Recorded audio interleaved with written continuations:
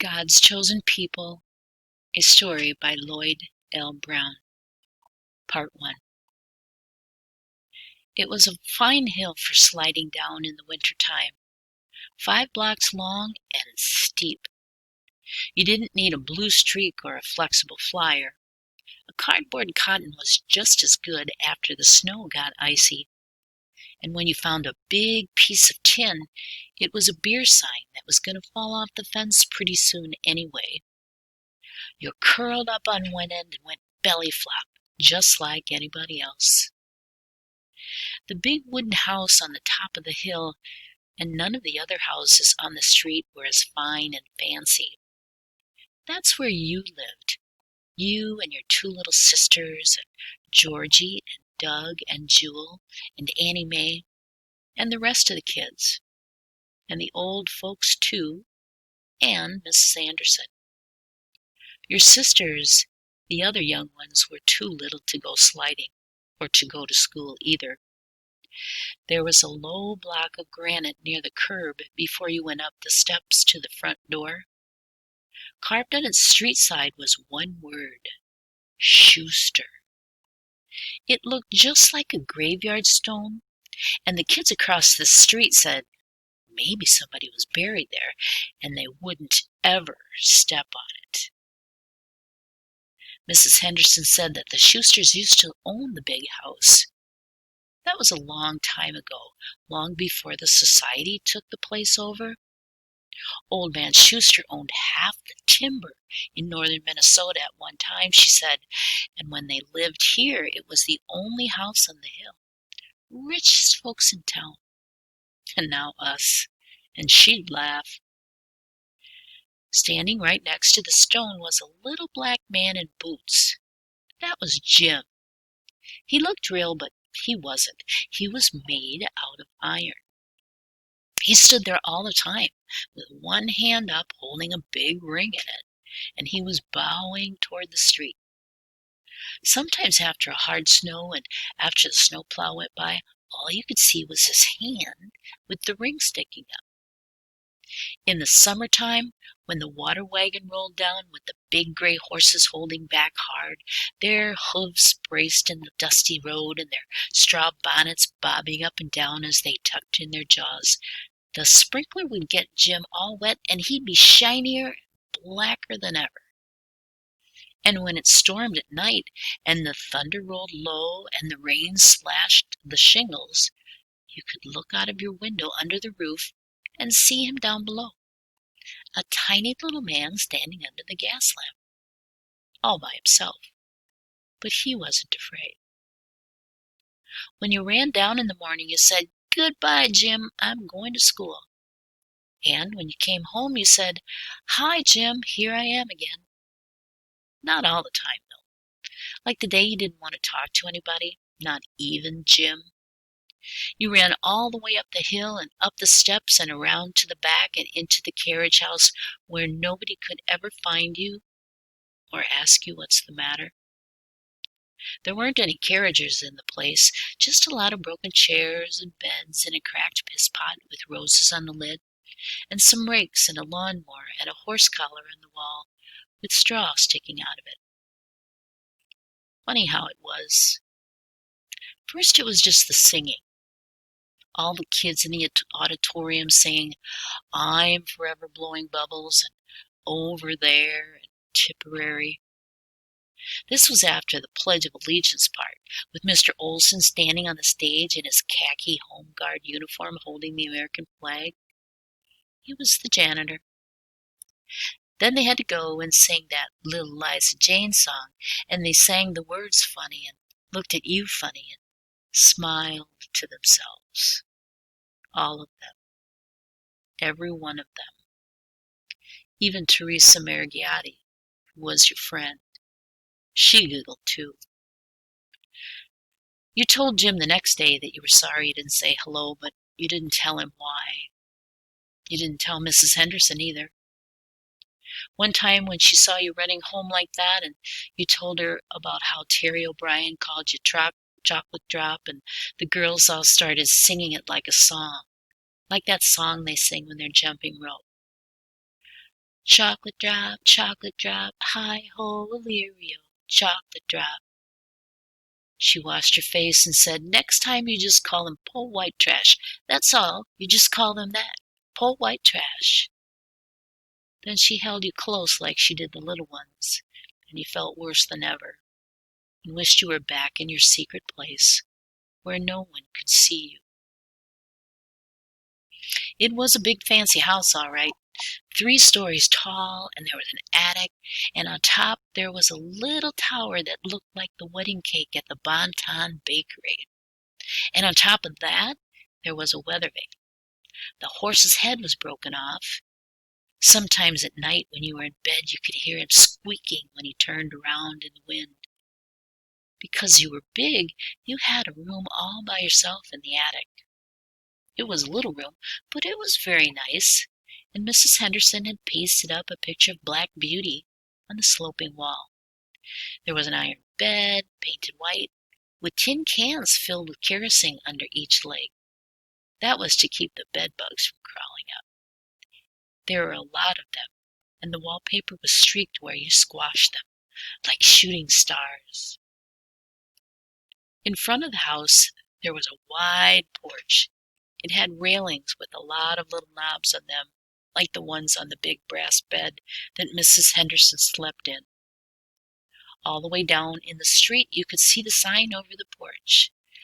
Peter Salem, Home for the Aged. It was gold lettering, and even though some of the words were faded, you could read them all. And you knew who Peter Salem was, too. The black man who fought at Bunker Hill. Mrs. Henderson told you. She knew a lot of things the teacher didn't know. Miss Reagan didn't know about Peter Salem, for one thing. You were 7, nearly 8, and you had started going to school the same year they brought you to the home. It was funny at first, you and your sisters being in this place with all the real old people. But after a while, some more children came. But they were the little kids, and you wished the charities would bring some that were big. Mrs. Henderson said it ought to be just for old folks, and they ought to start a home for colored orphans, too. But she was glad to have you just the same. She was a nice lady, the matron, and when you had the whooping cough, she made onion tea and brought it all the way up to your room, even though she said the steps were killing her, and it's high time they were giving her some help. She was round and fat and laughed a lot. Sometimes she would laugh so hard, she'd sit down in a rocking chair and shake all over, and the tears would roll down on her apron, and she'd say, "Law, child, what won't you be thinking about next? You'll be the death of me, sure." And she'd give you a piece of bread smeared with lard, sometimes with sugar sprinkled on it. But mostly she was too busy cleaning and cooking and taking care of the sick ones, like Mr. Thigpen, to talk to you or the young ones much. Mr. Thigpen must have been the oldest one in the home. His hair was white and frizzy like the top of a dandelion, and he never got out of bed. He just lay there all day and never moved except to spit into the slop jar by the bed after a coughing spell. But he liked to have you come in and tell what you learned at school, and when you told him, he'd want you to tell him more things. He hated everybody else, and when the matron came in, he'd close his eyes and pretend to be asleep. She said he was the evilest old man she ever laid eyes on. Wouldn't even let Reverend Bixby come into his room when he came to call. Cuss him out something awful. One day after school, he wasn't there. He went away to his father's house.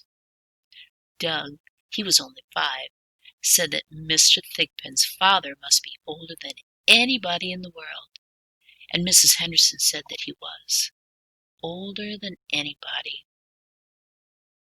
The old people didn't go out much. Mostly they sat around in the parlor where the children weren't allowed. But you could go in and take out the ashes from the big coal stove in the middle of the room and to fill up the scuttle. It had a different smell from the rest of the house, a dry brown smell like old people, old wallpaper and moldy carpets and curtains and old tobacco pipes. Sometimes they talked, but Miss Rose never talked to anybody. Just sat in a rocking chair by the stained glass bay window and rocked back and forth and hummed. She chewed snuff. Then there was Miss Redpath and Miss Rainey and little Miss Fowler and Mr. Rixey and Mr. Campbell and Mr. Cherry, and some more too. Mr. Campbell wasn't like the others. He had whiskers like one of the prophets and liked to sit outside whenever it was nice. He could go to sleep sitting on the porch in the summertime and not wake up when a fly walked on his nose. Mr. Campbell carried a potato in his hip pocket for the rheumatism, and he could tell you stories about working on the riverboats that used to come all the way up from Nolens. There's no more boats nowadays, he'd say, but one of these days, son, I'm going to pack up and take the railroad train all the way back to Hannibal and to St. Louis and to Cairo and Memphis and to Greenville and Vicksburg and Natchez, all the way down, plumb into Nolens.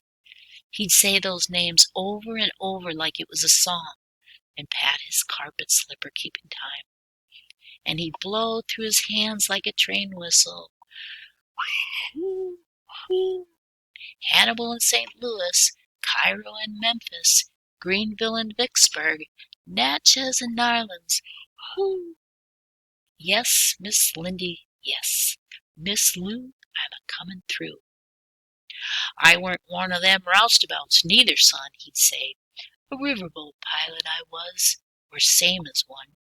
Me and Captain Bob could take you anywheres you wanted to go, and didn't need much water neither. Mind the time we went clean up to Fletcher's Landing, 'fore we found out that the old river doubled back and cut a brand new channel 5 miles on the other side. Yes, sirree, and that's the gospel truth. That was something, let me tell you. Mr. Campbell was a good singer and could sing louder than anybody those nights in the parlor. Sunday nights they were. The singing was nice, but you liked the stories better. They would open the Bible on the little round table first, but nobody would do much reading from it. Mostly they told the stories, a whole lot better ones than those Miss Reagan told, or the ones in Elson's second reader. At first the matron used to make you go upstairs to bed like the little ones, but after a while you found out that if you sat over on the corner stairs where it was dark, Mrs. Henderson wouldn't notice you, or at least she wouldn't say anything. They'd turn the gas light down low, and when the stove was going good, they'd turn it off altogether. The light came through the little Issenin glass windows and jumped up and down on their old brown faces, and their eyes would shine and their shadows on the walls nodded and moved back and forth. Every once in a while Mr. Campbell would chunk up the story with a poker, and when nobody was looking he'd spit into the scuttle. Chewing wasn't allowed at prayer meeting time, but he always did, except when Reverend Bixby came around. He knew you were back there in the dark on the stairs, and sometimes he'd look around and wink at you. That's the end of part 1. Please go on to part 2.